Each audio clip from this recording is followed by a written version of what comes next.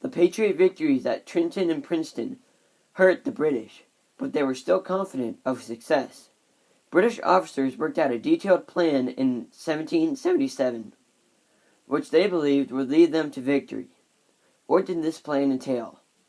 The plan involves 3 separate British armies in perfect timing. Johnny Burgoyne would lead 8,000 troops from Canada, while a separate army under Barry St. Leger would move east from Ontario.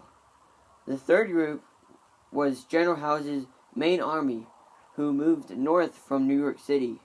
British armies would meet at Albany and cut off New England from other colonies and destroy the Patriot Army. From the beginning, the British plan began to unravel. General Howe never committed to the plan, focusing instead on capturing the Patriot capital of Philadelphia. Rather than moving north to join Burgoyne, Howe camped his army in Philadelphia for the winter. Just left the army slowly moving through the dense New York forest, all alone. He managed to recapture Ticonderoga, but trouble soon followed. The army moved at a slow pace. His soldiers were in their bright red uniforms, where they were an easy target for colonists. In the need of food and supplies, he retreated towards Saratoga, New York, while Burgoyne sat back waiting for the arrival of British armies and American troops. Under the command of Horatio Gates and Benedict Arnold, were slowly closing in around them. Realizing he was about to be trapped, Burgoyne launched a devastating attack that would result in some of the most intense fighting of the war.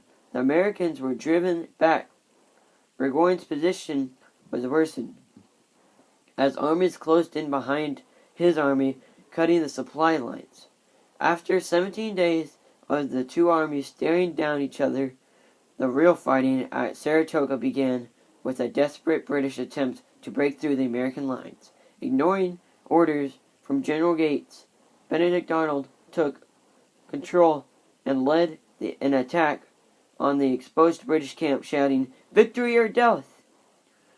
Arnold led the Patriots forward as they crushed through the British lines, sending Burgoyne running off the battlefield with bullet holes in his hat and jacket.